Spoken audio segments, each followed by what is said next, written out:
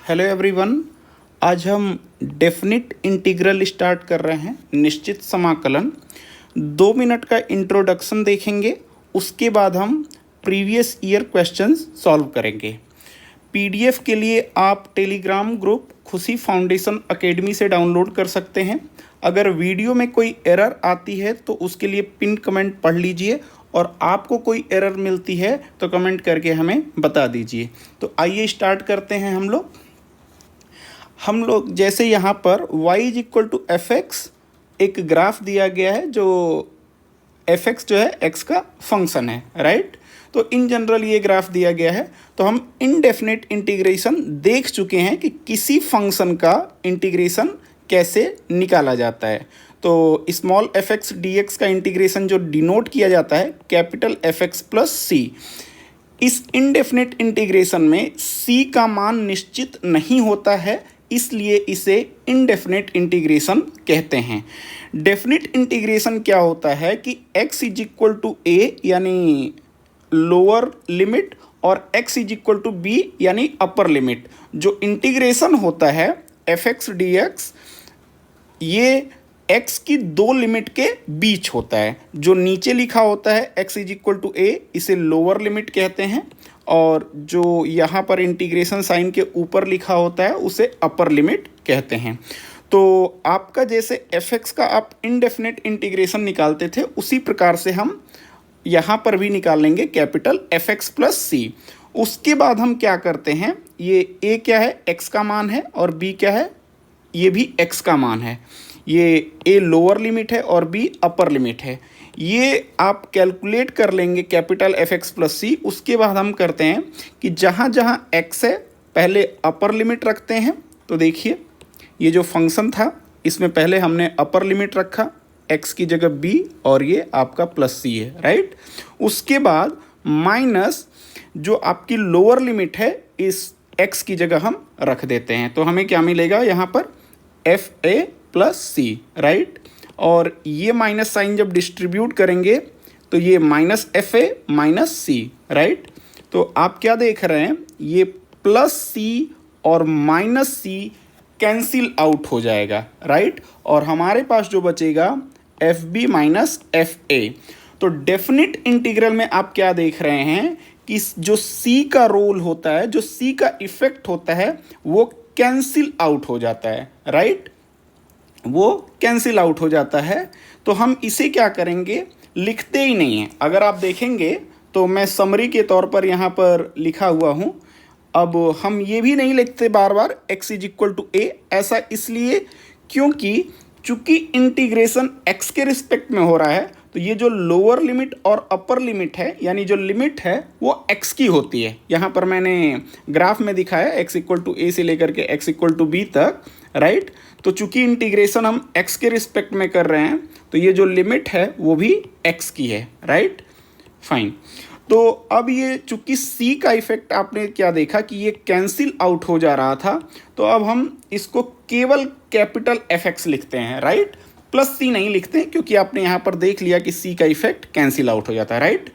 अब हम क्या करेंगे, उसके बाद यहाँ पर जो x है पहले अपर लिमिट, तो यानी एफ बी हो गया, और माइनस उसके बाद lower limit F A, right. तो इस प्रकार से जैसे आपने एफ एक्स का इनडेफिनिट इंटीग्रेशन निकाला था, वो हम यहाँ पर कैपिटल एफ एक्स लिख लेंगे। उसके बाद ये जो लिमिट है a और b, वो बारी बारी से पहले upper limit minus lower limit, right. तो यहाँ पर आप देख रहे हैं कि c का रोल कैंसिल आउट हो गया। दूसरी बात, आप देखेंगे कि जो डेफिनेट इंटीग्रल है a to b f x d x, ये एक फाइनली एक जो रिजल्ट आएगा वो एक नंबर आएगा। वो नंबर क्या रिप्रेजेंट करता है आने वाले वीडियो में हम लोग देखेंगे। फिलहाल वो एक नंबर होगा, राइट। और एक चीज़ मेंशन में कर देता, x इज इक्वल टू ए जो लिखा गया है उसे हम लोअर लिमिट कहते हैं, राइट। तो मैं इसे जस्ट सेकेंड, तो x equal to a lower limit. ठीक इसी प्रकार से जो x इक्वल टू बी लिखा हुआ है यहाँ पर इंटीग्रेशन साइन के ऊपर, इसे हम अपर लिमिट कहते हैं, राइट। तो आइए अब हम क्वेश्चन स्टार्ट करते हैं, ठीक है। तो जस्ट अ सेकेंड, यहाँ पर पहला क्वेश्चन दिया गया है limit 1 to 2 x square D x, right. तो मैं पहले ही डिस्कस कर चुका हूँ ये किसकी लिमिट है, ये x की। क्यों? क्योंकि यहाँ पर इंटीग्रेशन x के रिस्पेक्ट में किया जा रहा है। फाइन, तो इसका इंटीग्रेशन आप सभी लोगों को पता है क्या होगा, एक्स स्क्वायर का इंटीग्रेशन हो जाएगा एक्स क्यूब डिवाइड बाई 3, और जो आपकी लिमिट है 1 to 2, राइट। मैं आपको बता देता हूँ, अगर जो ये रिजल्ट है यहाँ पर कोई कांस्टेंट हो, जैसे यहाँ पर 1/3, तो उस कांस्टेंट को आप बाहर ले सकते हैं, क्योंकि ये जो लिमिट है वो x की, और कांस्टेंट जो होता है वो x से इंडिपेंडेंट होता है। इसलिए जो कांस्टेंट है 1/3 उसे मैंने बाहर ले लिया। तो ये 1/3 x क्यूब और लिमिट 1 to 2। अब हमने आपको बताया था ये आपके कैपिटल fx का मान है, तो अब x की जगह पहले 2 रखेंगे और माइनस x की जगह फिर 1 रखेंगे, राइट। तो ये आपका हो जाएगा this is equal to 1/3 x की जगह अपर लिमिट 2 क्यूब माइनस उसके बाद x की जगह लोअर लिमिट 1 क्यूब, राइट। तो ये हो गया 1/3, 2 cube is equal to 8 minus 1 cube equal to 1, तो ये 8 माइनस 1 7 इंटू 1 7/3, तो इसका जो आंसर है वो 7/3 है, राइट। ये आपका आंसर है। ओके, मैं आपको फिर से रिमाइंड करा देता कि जो डेफिनेट इंटीग्रेशन होता है उसका जो फाइनल रिजल्ट आता है वो एक नंबर होता है। ओके, आइए नेक्स्ट क्वेश्चन देखते हैं। यहाँ पर 1/x का इंटीग्रेशन है और लिमिट जो है 1 to e। वंस अगेन ये जो नंबर लिखे गए हैं वो x की लिमिट है, वो x के मान है, क्योंकि जो इंटीग्रेशन है वो x के रिस्पेक्ट में हो रहा है। ओके, तो आप सभी लोगों को पता है कि 1/x का इंटीग्रेशन होता है log mod x, राइट। और हम c नहीं लिखते हैं डेफिनेट इंटीग्रेशन में, इंट्रोडक्शन पार्ट में हमने देख लिया था, और लिमिट इसकी है 1 to e, राइट। अब x की जगह पहले upper limit minus lower limit. Fine, तो ये हो जाएगा log mod e minus log mod 1, right.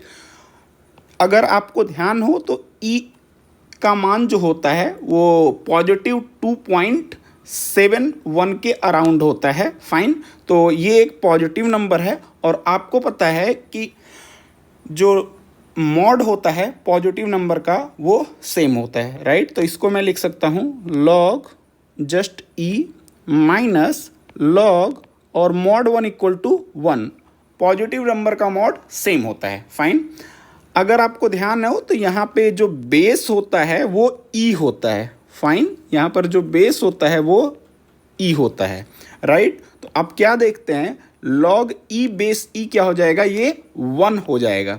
जब ये नंबर जस्ट अ सेकेंड, जब ये नंबर और बेस सेम हो जाते हैं तो ये 1 होता है। So this is equal to 1 minus यहाँ पर भी बेस आपका e है, राइट। तो log 1 किसी भी बेस पे 0 होता है, राइट। तो ये 0 हो जाएगा। आई होप आपको ये याद हो कि 1/x का जो इंटीग्रेशन होता है वो log x होता है और इसका बेस e होता है। ओके, तो यहाँ पर मैं एक्सप्लिसिटली लिख दे रहा हूँ, इसका बेस e होता है, राइट। और यहाँ पे log 1 बेस e क्या हो गया, 0, तो 1 माइनस 0, तो इसका आंसर जो है 1 हो जाएगा। 1 माइनस 0 इक्वल टू 1, और ये आपका आंसर है। ओके, फाइन, आइए नेक्स्ट क्वेश्चन देखते हैं। नेक्स्ट क्वेश्चन है square root 1 plus sine 2x, और इसका इंटीग्रेशन है और लिमिट जो है 0 to π/2। फाइन, तो पहले तो आपको इसका इंटीग्रेशन आना चाहिए। तो अगर आप ध्यान देंगे तो साइन 2x को आप क्या लिख सकते हैं, 2 sin x into cos x, right. तो इसे मुझे लिख लेने दीजिए, just a second. 0 to π/2 square root 1 plus sine 2x को मैं लिख सकता हूँ 2 sine x into cos x और ये dx, राइट। अब आप क्या देख रहे हैं, 2 times sign x into cos x, right. तो अगर आपको ध्यान हो कि यहाँ पर एक 1 है और एक आइडेंटिटी होती है जो साइन x और कॉस x के रूप में होती है, वो क्या आइडेंटिटी होती है, अगर आपको ध्यान हो तो sine square x plus cos square x is equal to 1। ये आइडेंटिटी मैं इसलिए यूज कर रहा हूँ कि यहाँ पर देखिए 2 टाइम्स a और b है, और यहाँ पर क्या है, अगर a का मान साइन x है तो इस 1 की जगह मैंने sign square x plus cos square x रख दिया, राइट। तो आप क्या देख रहे हैं कि a की जगह साइन x है तो ये साइन स्क्वायर एक्स, b की जगह कॉस एक्स है तो ये b square equal to cos square x. तो ये रखने पर a प्लस बी का होल स्क्वायर का रिजल्ट बन जाएगा, और यहाँ पर स्क्वायर रूट है, स्क्वायर रूट और स्क्वायर कैंसिल आउट हो जाएगा, राइट। तो मैं 1 की जगह लिखता हूँ, मैं 1 की जगह सब्सटीट्यूट कर सकता हूँ 0 to pi by 2 square root 1 की जगह sine square x plus cos square x plus, right, ये 1 के स्थान पर है, ये 1 है और ये 1 के जगह पे मैंने लिखा है, राइट। और उसके बाद plus 2 sine x into cos x और dx, राइट। तो अब आप क्या देख रहे हैं, sine square x plus cos square x plus 2 sine x into cos x, यानी अगर ये a स्क्वायर, अगर sine x equal to a माने तो a स्क्वायर, और इसको अगर b मानूँ तो cos x को b मानूँ तो ये b स्क्वायर और 2ab, राइट। तो इसको मैं लिख सकता हूँ 0 to pi by 2 square root sine x plus cos x का whole square dx, right. I am sorry. तो आप क्या देख रहे हैं, ये स्क्वायर रूट और स्क्वायर ये कैंसिल आउट हो जाएगा, तो हमारे पास बचेगा 0 to pi by 2 sine x plus cos x और dx, राइट। तो फर्स्ट स्टेप तो आपका यही है डेफिनेट इंटीग्रेशन में कि जो भी आपका fx दिया हो उसको आपको इंटीग्रेट करना आना चाहिए। तो अब हम आसानी से इंटीग्रेट कर सकते हैं, इसको मैं लिख सकता हूँ, इसका ये 2 फंक्शन का सम या डिफरेंस है, तो मैं अलग अलग इनका इंटीग्रेशन कर सकता हूँ, राइट। तो इसको मैं लिख सकता हूँ 0 to pi by 2 sine x dx, right, plus 0 to pi by 2 cos x dx, right. Sine x का जो इंटीग्रेशन होता है वो माइनस कॉस एक्स होता है, राइट, माइनस कॉस एक्स, और जो लिमिट है 0 to pi by 2 plus cos x का इंटीग्रेशन होता है साइन एक्स, और इसकी लिमिट है 0 टू पाई बाई 2, राइट। मैं आपको बताया हूँ कि अगर कोई कांस्टेंट हो तो इस माइनस को मैं -1 समझ सकते हैं आप, राइट। तो उस -1 को आप बाहर ले सकते हैं, तो मैं इसे लिख सकता हूँ माइनस, और ये cos x 0 to pi by 2। जो कांस्टेंट होता है उसे हम बाहर इसलिए ले सकते हैं कि ये जो लिमिट होती है वो x की होती है और हमें x के स्थान पर लिखना है, राइट। और कांस्टेंट x पे डिपेंड नहीं करता है, इसलिए आप उसे इस लिमिट से बाहर निकाल सकते हैं, इस ब्रैकेट से बाहर निकाल सकते हैं, क्योंकि जो कांस्टेंट होते हैं वो x से इंडिपेंडेंट होता है, राइट। फाइन। अब प्लस, अब यहाँ पर देखिए x की जगह पहले पाई बाई 2 रखेंगे और फिर उसके बाद 0, राइट। तो ये हो जाएगा आपका, just a second, sorry, sine x की जगह पाई बाई 2 पहले upper limit minus sine 0, right. तो यहाँ पर हो गया आपका माइनस, पहले x की जगह अपर लिमिट यानी पाई बाई 2 और फिर 0, ओके। तो ये हो गया आपका cos π/2 माइनस 0 प्लस, अगर साइन π/2 की बात करूं तो साइन π/2 इक्वल टू 1 और minus sine 0 equal to 0, right. ये साइन π/2 इक्वल टू 1 और साइन 0 इक्वल टू 0, राइट। अगर आपको ध्यान हो तो माइनस ये cos π/2 का मान 0 होता है। आई एम सॉरी, मैं यहाँ पर मिस्टेक किया हूँ, ये 0 नहीं होगा, ये cos 0 होगा, राइट। आई होप आप समझ रहे होंगे। इस x की जगह मुझे 0 रखना है, तो ये cos 0 होगा, right. This is cos 0, fine. और cos 0 जो होता है वो 1 होता है, फाइन। प्लस 1 माइनस 0, ये 1 हो गया, फाइन। तो जस्ट अ सेकेंड, मुझे थोड़ा स्पेस की कमी लग रही है, just a second. I hope आपको विजुअल हो। तो इसको आप क्या लिख सकते हैं, दिस इज, ये यहाँ से ये माइनस गया तो माइनस माइनस प्लस हो जाएगा, तो ये +1 और यहाँ पर +1, राइट।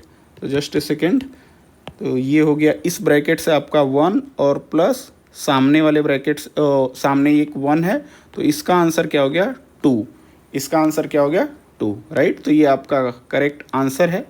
आई होप आपको स्क्रीन विजुअल है, फाइन। तो आइए नेक्स्ट क्वेश्चन करते हैं।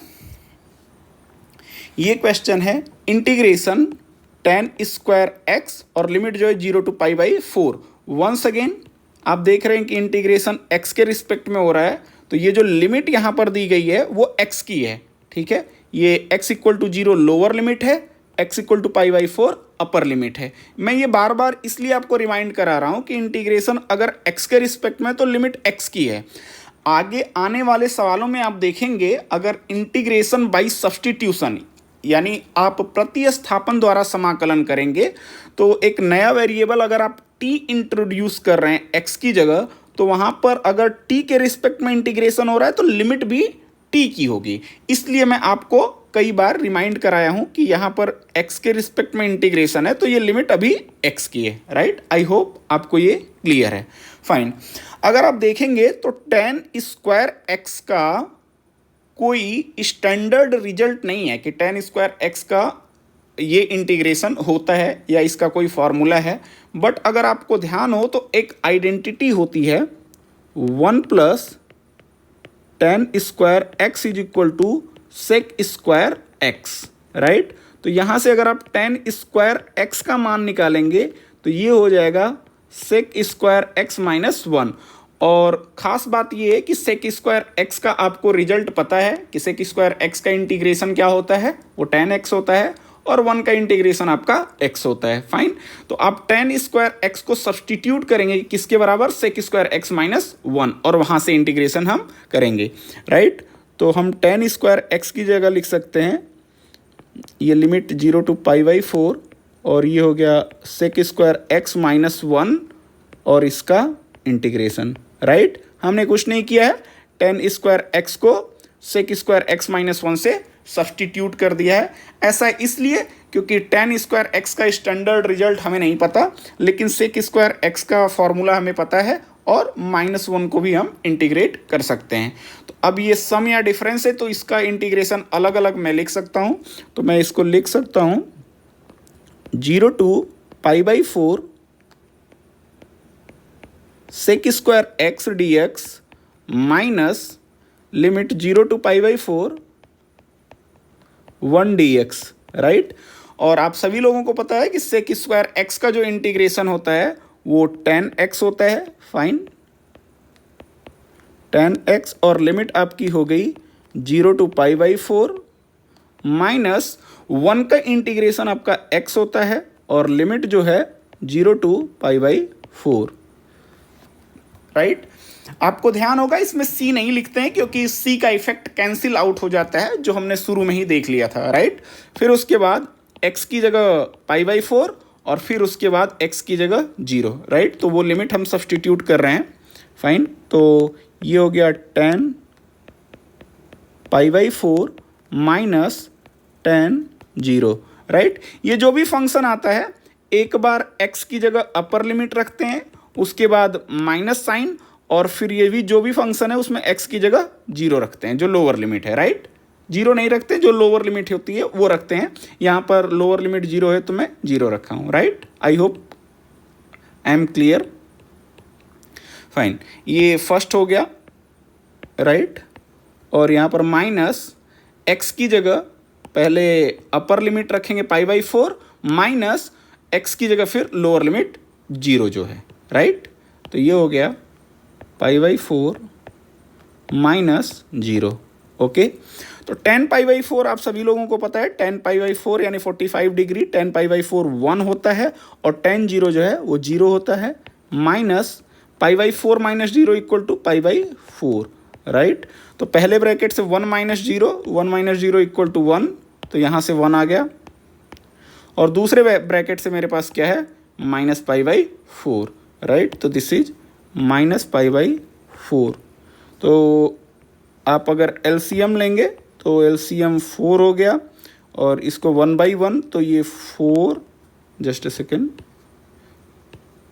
This is equal to 4 minus pi, right. तो आंसर क्या हो गया इसका, आंसर हो गया 4 माइनस π/4, राइट, जो यहाँ पर है, ठीक। तो ये इसका आंसर हो गया, राइट। आइए नेक्स्ट क्वेश्चन देखते हैं। नेक्स्ट क्वेश्चन है स्क्वायर रूट 1 प्लस एक्स का इंटीग्रेशन है और लिमिट 1 to 2, फाइन। तो इसको मैं, अगर पहले तो आपको इसका इंटीग्रेशन करना आना चाहिए, जो आपके पास ये इंटीग्रेंड है इसका इंटीग्रेशन करना आना चाहिए। तो अगर आपको ध्यान हो तो जो एक फॉर्मूला होता है इंटीग्रेशन ax प्लस बी की पावर n dx, इसका जो इंटीग्रेशन होता है वो ax प्लस बी की power n+1 divide by n+1 और इंटू 1/, और ये जो x का कोफिशिएंट a है वो होता है, ठीक है, 1/a, फाइन। तो आप ये देखेंगे, ठीक ये इसी फॉर्मूले पे बेस्ड क्वेश्चन है जो इसका इंटीग्रेशन होगा, ये 1 to 2, इसको मैं लिख सकता हूँ 1 प्लस एक्स की पावर 1/2 dx, राइट। आप सभी लोगों को पता है स्क्वायर रूट को मैं पावर 1/2 लिख सकता हूँ। अब ये ax प्लस बी कहिए या फिर b प्लस ax कहिए, कोई बात नहीं है, कोई फर्क नहीं पड़ेगा। एडिशन में ऑर्डर मैटर नहीं करता, 2 + 3 करिए या फिर 3 + 2 करिए, राइट, ओके। तो अब अगर आप देखेंगे तो इसका इंटीग्रेशन का मैं फॉर्मूला लगाऊं तो ये जो भी है 1 प्लस एक्स यानी b प्लस ax इसके अनुसार, फाइन। तो वो एज इट इज हो जाता है, जो पावर है उसमें 1 जोड़ देते हैं, राइट। तो जो पावर मैं उसमें 1 जोड़ देता हूँ, तो पावर 1/2 है, +1 डिवाइड बाई, ये देखिए जो भी ऐड किए थे पावर n+1 वो उसी से डिवाइड कर देंगे, तो यहाँ पर जो भी पावर है उससे हम डिवाइड कर देंगे, तो ये हो जाएगा 1/2 +1। और आप देख रहे हैं कि x का कोफिशिएंट यहाँ पर a है, राइट, x का कोफिशिएंट यहाँ पर a है, तो a से भाग दिए हैं या फिर इंटू 1/a किए हैं। तो यहाँ पर क्या देख रहे हैं कि x का कोफिशिएंट 1 है, तो 1/1 ये 1 हो जाएगा, कोई फ़र्क नहीं पड़ेगा, राइट। और जो लिमिट है वो कहाँ से कहाँ तक है, अगर आप लिमिट देखेंगे तो 1 to 2, राइट, 1 to 2, फाइन। तो ये हो गया आपका, जस्ट अ सेकेंड, ये 1 प्लस एक्स और ये 1/2 + 1, ये 3/2 होगा, हाफ एंड 1 3/2 हो जाएगा, राइट। तो ये हो गया 3/2, और ये यहाँ पर डिनोमिनेटर में होगा 3/2, राइट। डिनोमिनेटर में क्या होगा, ये 3/2 होगा, फाइन। तो इसको, ये जो 2 है ये ऊपर चला जाएगा, राइट। तो इसको मैं डायरेक्टली लिख दे रहा हूँ 2/3, राइट।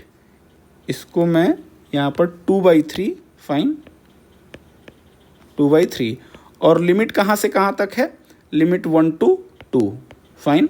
तो ये 2/3 जो है कांस्टेंट है, ये बाहर आ जाएगा क्योंकि ये x से इंडिपेंडेंट है, तो ये 2/3, और यहाँ पर है आपका 1 प्लस x की पावर 3/2 और लिमिट है आपकी 1 to 2।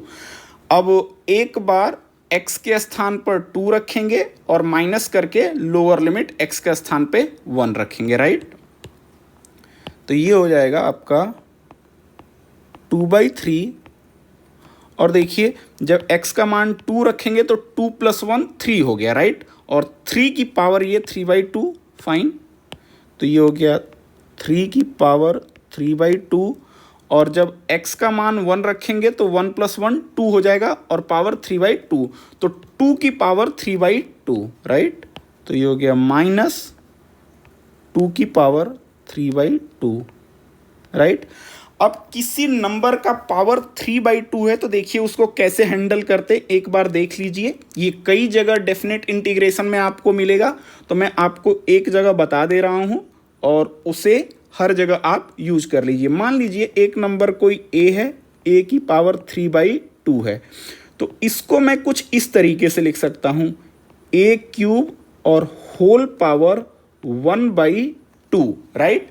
तो देखिए आप सभी लोगों को पता है कि ये पावर और ये पावर मल्टीप्लाई होती है, तो अगर आप मल्टीप्लाई करेंगे तो 3/2 जो यहाँ पर दिया गया 3/2, राइट। और आप सभी लोगों को पता है पावर 1/2 का मतलब होता है स्क्वायर रूट, राइट। तो इसको मैं लिख सकता हूँ पावर 1/2 को स्क्वायर रूट और यहाँ पर क्या है आपका ब्रैकेट के अंदर a³, राइट। आई होप आपको क्लियर हो, 1/2 को मैंने स्क्वायर रूट बस किया है, फाइन। ये हो गया a³ और a³ का मतलब होता है कि a का 3 बार गुणा किया गया है, a × a, राइट। तभी तो सबकी पावर 1 है, a की पावर 1 और 1, तो बेस सबके सेम a हैं, तो ये जो पावर है 1 1 और 1 यही ऐड हो जाते हैं, राइट। तो ये 1 + 1 + 1 3 हो जाता है, तो ये a³ है, राइट।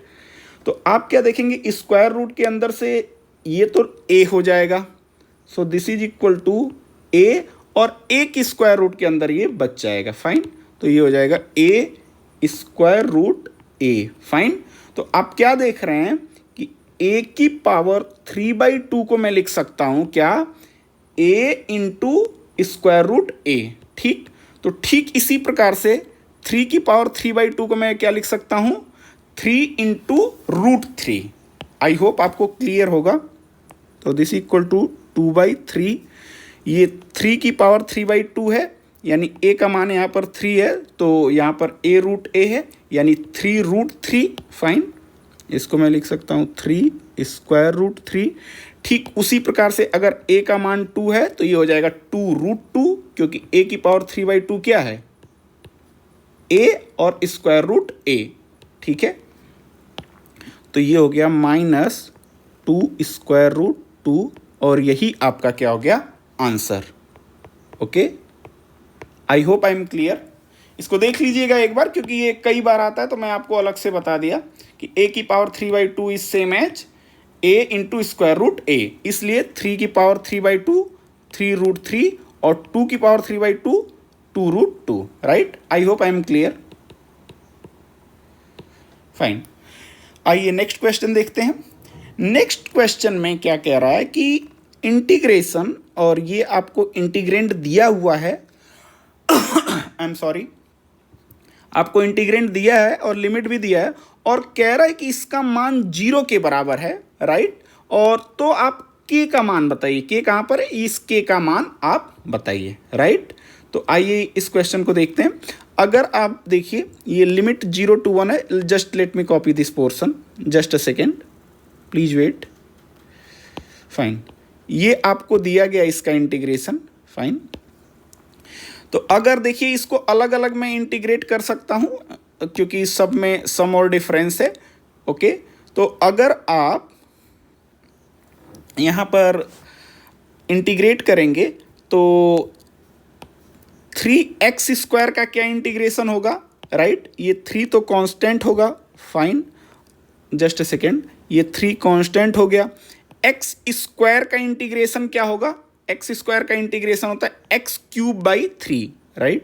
तो ये हो गया x³/3 प्लस 2 टाइम्स इस x का इंटीग्रेशन क्या होगा, x² 2, राइट। एक्स का इंटीग्रेशन क्या होता है, एक्स स्क्वायर बाई 2 प्लस, आपको पता है कि एक कांस्टेंट है, मैं आपको पहले ही बता चुका हूं, अगर इंटीग्रेशन एक्स के रिस्पेक्ट में हो रहा है तो एक्स को छोड़कर जो भी है ए बी सी या फिर एम एन या फिर फॉर एग्जांपल के, ये सभी कांस्टेंट होते हैं, तो के बाहर आ जाएगा आपका, राइट, और 1 का इंटीग्रेशन हो जाएगा एक्स, राइट, 1 का इंटीग्रेशन हो जाएगा एक्स, और इसकी लिमिट कहाँ से कहाँ तक है, 0 to 1, और ये किसके बराबर है, 0 के, राइट। मैंने इसको पूरा फंक्शन मान के इंटीग्रेट एक ही बार किया है, आप अलग अलग भी कर सकते हैं तो रिजल्ट सेम ही आएगा, फाइन, कोई दिक्कत नहीं है।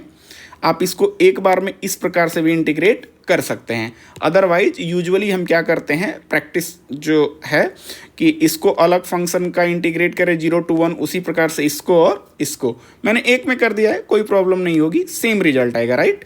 तो आप यहाँ पे क्या देख रहे हैं, 3 से 3 कैंसिल आउट हो गया, तो हमारे पास बचा एक्स क्यूब प्लस, अब क्या देख रहे हैं, 2 से 2 कैंसिल आउट हो गया, तो यानी सिर्फ एक्स स्क्वायर बचा, और प्लस के टाइम्स एक्स, और हमारी जो लिमिट है वो है 0 to 1, और राइट हैंड साइड किसके बराबर है, 0 के, फाइन।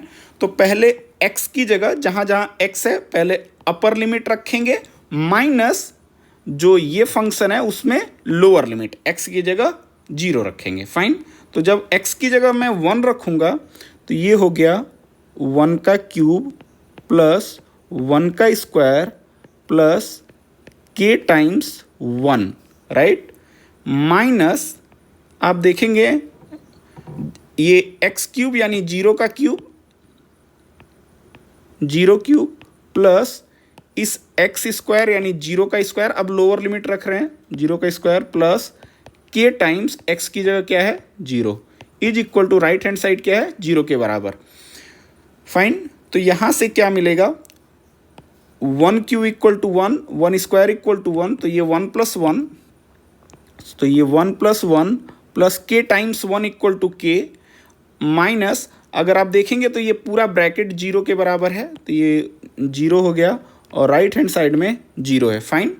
तो यहाँ से क्या देखेंगे, 1 प्लस 1 2 हो गया, और के माइनस 0 इक्वल टू के हो गया, राइट। तो ये हो गया 2 प्लस के इज इक्वल टू 0, यानी के का मान कितना हो गया, -2, ये आपका आंसर है, फाइन। तो यहाँ पर अगर आप के का मान -2 रखेंगे तो ये जो इंटीग्रेशन है टोटल लिमिट 1 to 2, ये इंटीग्रेशन 0 के बराबर आएगा। इसे आपका आंसर करेक्ट है या इनकरेक्ट ये टेस्ट करने का एक तरीका भी है, राइट। तो अगर आप के का मान 2 रखेंगे, सॉरी के का मान -2 रखेंगे तो ये जो पूरा इंटीग्रेशन है लिमिट 1 to 2 और ये पूरा इंटीग्रेशन ये 0 के बराबर आएगा। फिलहाल इस क्वेश्चन का आंसर क्या है, के इज इक्वल टू -2, ओके। आइए नेक्स्ट क्वेश्चन देखते हैं। ये है आपका integration 0 to pi sine cube x d x. तो इसको तो सबसे पहले आपको इंटीग्रेट करना आना चाहिए। साइन क्यूब एक्स का इंटीग्रेशन क्या होता है, इसे कैसे इंटीग्रेट करते हैं, आई होप आपको पता होगा कि हमें कोई साइन क्यूब एक्स का कोई स्टैंडर्ड रिजल्ट नहीं है, और इसको किस प्रकार से हम फाइंड आउट करते हैं, आपके पास ये एक रिलेशन होता है, I am sorry, sine 3x is equal to 3 sine x minus 4 sine cube x। तो वंस अगेन ये आपके लिए रिमाइंडर है कि साइन क्यूब x का इंटीग्रेशन कैसे किया जाता है। इस फॉर्मूले का यूज किया जाता है sine 3x equal to 3 sine x minus 4 sine cube x, right. तो ये -4 साइन क्यूब x को अगर आप लेफ्ट हैंड साइड में लाएंगे तो 4 साइन क्यूब x हो जाएगा, राइट। तो वो यहाँ पर लिखा गया है, फाइन। तो 4 sine cube x equal to 3 sine x minus ये आपका राइट हैंड साइड में चला गया तो minus sine 3x, fine. I hope आपको समझ में आ रहा होगा। तो यहाँ से साइन क्यूब x का मान निकालेंगे तो ये डिवाइड बाई 4 हो जाएगा, जो कि राइट हैंड साइड में जाकर के डिवाइड कर देगा, राइट। तो साइन क्यूब एक्स का जो मान होगा, sine cube x is equal to 3 sine x minus sine 3x upon 4, right. और आपने क्या देखा कि आपको साइन क्यूब एक्स का इंटीग्रेशन तो स्टैंडर्ड फॉर्म में आपको पता नहीं है, लेकिन जब आप इसको इस फॉर्म में बदल देंगे तो आपको साइन एक्स का भी इंटीग्रेशन पता है और साइन 3x का भी इंटीग्रेशन पता है, राइट। तो ये जो मान है ये हम यहाँ पर ला करके रख देंगे इसका, तो ये हो जाएगा इंटीग्रेशन 0 टू पाई, और साइन क्यूब एक्स की जगह हम ये मान यहाँ पर सब्स्टिट्यूट कर देंगे, राइट। तो मैं ये मान यहाँ पर रख रहा हूँ, फाइन, और इंटीग्रेशन dx, राइट। तो ये 1/4 तो कांस्टेंट है, राइट, तो ये इंटीग्रेशन से बाहर आ जाएगा, तो ये हो गया आपका 1/4, फाइन। और ये इनका इंटीग्रेशन मैं अलग अलग कर सकता हूँ, राइट। तो ये हो गया फर्स्ट इंटीग्रेशन हो गया 0 to pi 3 sine x dx minus integration 0 to pi sine 3x dx, okay. तो ये आपका हो गया 1/4, और आपको पता है ये कांस्टेंट 3 है, तो ये इंटीग्रेशन से बाहर आ जाएगा, तो ये हो गया 3, और साइन x का जो इंटीग्रेशन होता है वो माइनस कॉस एक्स, राइट। तो ये हो गया माइनस कॉस एक्स और limit 0 to pi, fine, minus sine 3x का जो इंटीग्रेशन होगा वो माइनस कॉस 3x और डिवाइड बाई 3 और लिमिट आपकी 0 टू पाई, फाइन, ये ब्रैकेट क्लोज। ये हो गया आपका 1/4, ठीक है। और ये जो माइनस साइन है -1, वो इंटीग्रेशन वो लिमिट से बाहर आ जाएगा, वो इंडिपेंडेंट है x से, तो माइनस बाहर आ जाएगा, तो ये हो गया -3, और ये हो गया cos x, राइट, 0 टू पाई। और अब यहाँ पे क्या देख रहे हैं, माइनस ये बाहर आ जाएगा, तो माइनस और माइनस क्या हो जाएगा, ये प्लस हो जाएगा, प्लस, और ये 1/3 है वो भी बाहर आ गया, तो ये 1/3 cos 3x 0 to pi, right, fine. तो ये हो गया आपका 1/4 minus 3 cos pi minus cos 0 plus 1/3 cos 3x की जगह pi cos 3 pi minus cos 0। अब इनका मान रख दीजिए, ये हो गया 1/4, ये हो गया -3, और cos पाई का मान होता है -1, आई होप आपको पता हो, cos pi equal to -1, cos 0 equal to 1, तो ये -1 प्लस 1/3 cos 3 पाई जो होगा वो 2 पाई प्लस पाई, राइट। तो cos 3 पाई हो गया आपका, ये भी -1 के बराबर होगा, राइट, ओके। और cos 0 किसके बराबर हो गया, ये -1, ठीक है, फाइन। तो ये just let me copy on the another page,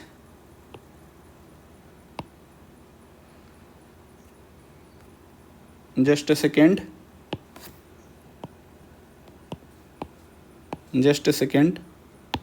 right. ये हो गया आपका 1/4, राइट, और ये कितना हो गया, ये -2 है, और -2 इंटू -3 ये +6 हो जाएगा, राइट।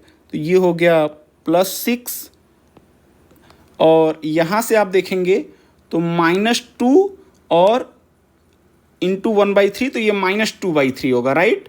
तो ये हो गया -2/3, फाइन। तो ये हो गया आपका 1/4 और यहाँ से एलसीएम लेंगे तो 3 और 6/1 है तो ये 18 - 2 राइट। तो ये हो गया 1/4 राइट। तो ये हो गया 16/3 राइट। 18 - 2 = 16। तो ये 4 से 16 कैंसिल करेंगे तो ये आ गया आंसर इसका 4/3। ओके, अगर आपको यहाँ पर आई होप आपको क्लियर होगा कि cos 3π = -1 राइट। पाई cos π = -1, cos 2π = 0 और cos 3π = -1 राइट। अगर आपको ध्यान हो तो ये cos 3π क्या होगा, -1। फाइन, आइए नेक्स्ट क्वेश्चन करते हैं। नेक्स्ट क्वेश्चन है आपका integration 0 to 1 tan inverse x upon 1 + x² right. I am sorry, ये tan इनवर्स x का होल स्क्वायर है। फाइन, तो पहले तो आपको इसका इंटीग्रेशन करने आना चाहिए। तो अगर आपको ध्यान है कि ये फंक्शन अगर इसको माने तो इसका डिफरेंशियल कोफिशिएंट यहाँ पर अवेलेबल है राइट। तो अगर फंक्शन हो और उसका डिफरेंशियल कोफिशिएंट अवेलेबल है तो आपको पता है कि फंक्शन को क्या मानते हैं, t राइट। आई होप आपको ये ध्यान है बात। तो let tan inverse x = t right. tan inverse x = t। तो अब चूंकि नया वेरिएबल t है तो इंटीग्रेशन t के रिस्पेक्ट में होगा। तो दोनों साइड में x के रिस्पेक्ट में डिफरेंशिएट कर रहा। सो d dx of tan inverse x = dt/dx right. और सभी लोगों को पता है tan इनवर्स x का डिफरेंशिएशन जो होता है 1/1 + x² राइट = dt/dx। तो जो अपॉन dx है यहाँ पर, अपॉन dx जो है उसको यहाँ पर क्रॉस मल्टीप्लाई कर देंगे तो ये इंटू dx हो जाएगा राइट। तो यहाँ पर 1 × dx, ये dx हो गया तो 1 × dx क्या हो जाएगा, dx राइट। तो ये dt हो गया और यहाँ पर dx।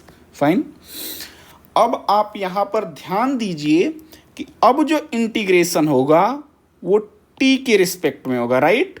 तो यहाँ पर जो लिमिट लिखी हुई है, बी केयरफुल, ये लिमिट x की है ना कि t की।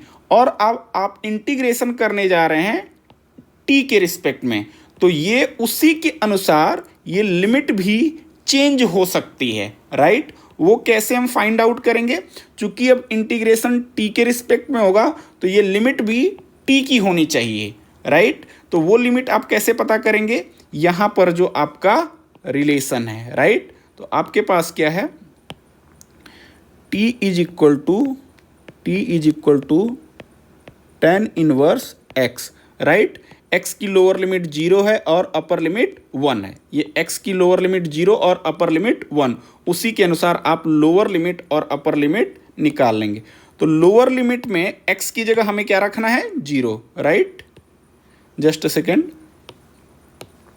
तो अगर आप लोअर लिमिट निकालेंगे तो t = tan इनवर्स और x की लोअर लिमिट कितना है, 0। तो x की जगह हम 0 लिख देंगे राइट, 0। तो ये हो गया tan इनवर्स, और tan कौन सा थीटा लूँ जिसका मान 0 हो। तो आप सभी को पता है कि tan 0 का मान 0 होता है। तो यहाँ से tan इनवर्स और tan कैंसिल हो जाएगा और लोअर लिमिट आपकी t की 0 हो जाएगी राइट। फाइन, ठीक इसी प्रकार से आप अपर लिमिट निकाल लेंगे t की। तो t की अपर लिमिट निकालेंगे तो t = tan इनवर्स x, और x की अपर लिमिट कितना है, 1। तो अपर लिमिट में x की जगह क्या लिखूं मैं, ये 1 हो गया। तो अगर आपको ध्यान हो तो tan इनवर्स tan किस एंगल का मैं लूँ कि जिसका मान 1 हो जाए? तो आप सभी लोगों को पता है कि tan π/4, राइट? ये हो गया tan π/4। तो इसका आंसर क्या हो गया? tan इनवर्स और tan कैंसिल आउट हो गया। इसका जो अपर लिमिट है वो क्या हो गई? वो हो गया π/4, राइट? तो अब आप क्या देख रहे हैं? ये जो इंटीग्रेशन था, right, just a second, late me copy this. तो अब आप क्या देख रहे हैं? अब इसको जब आप t के रिस्पेक्ट में करने जा रहे हैं तो पहले तो देखिए लिमिट कैसे चेंज हो गई।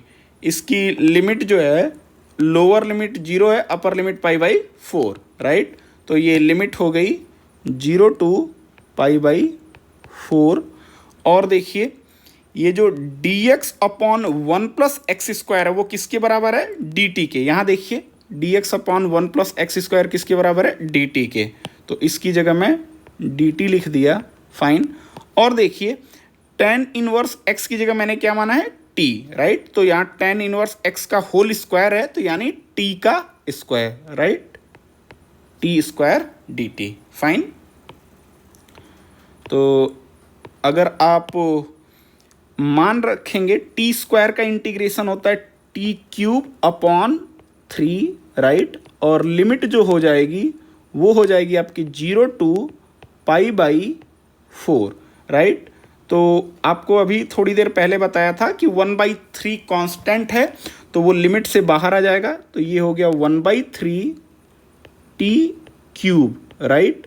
तो अब और लिमिट कहाँ से कहाँ तक है? 0 टू π/4, राइट?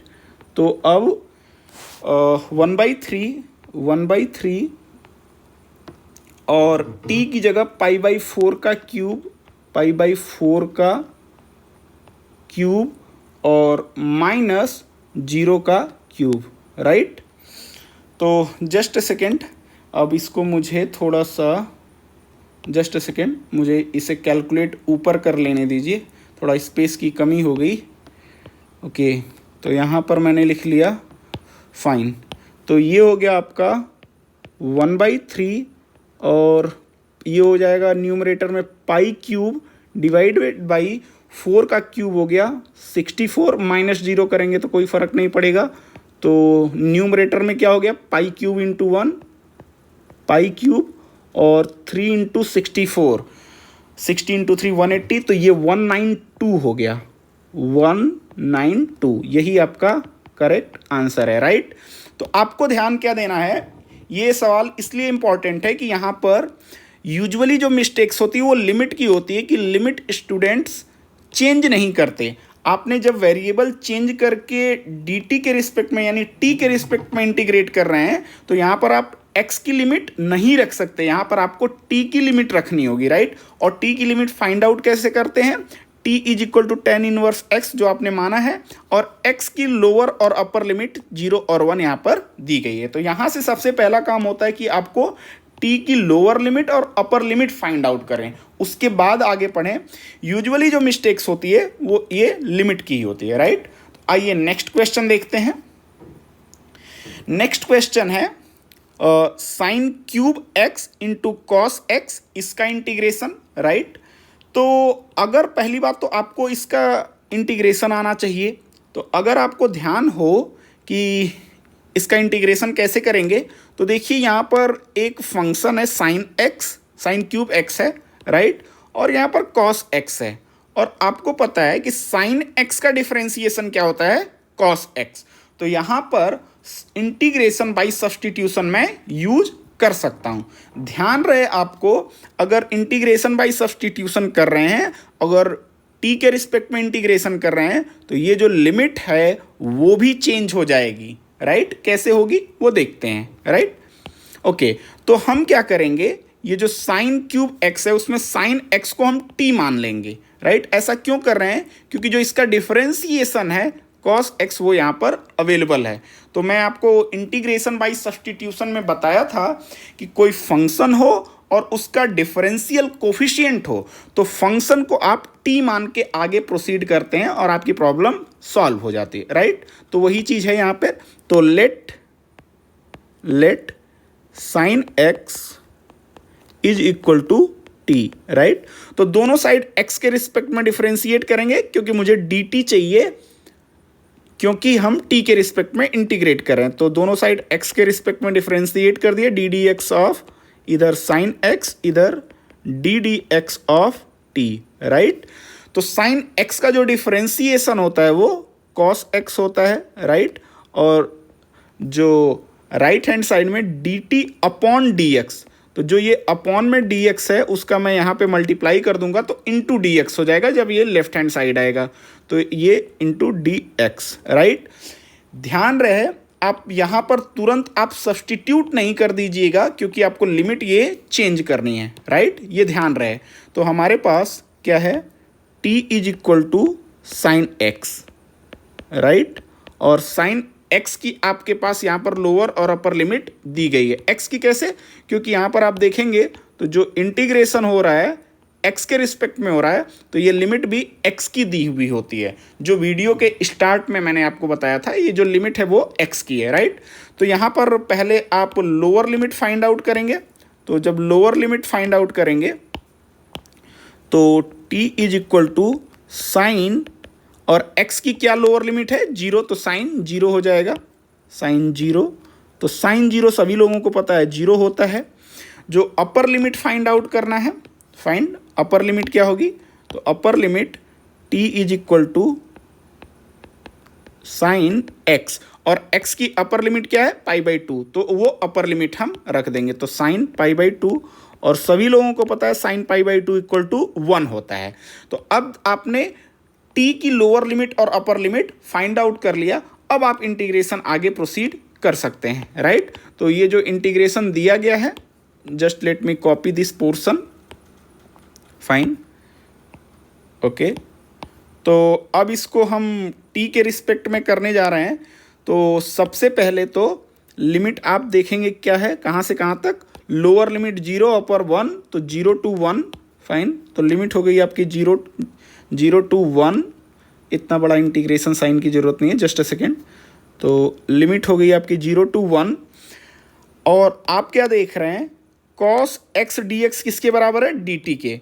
तो यहाँ पर ये जो cos x dx है इसकी जगह मैं क्या लिख सकता हूँ, dt लिख सकता हूँ, राइट। तो यहाँ पर मैं dt लिख दिया।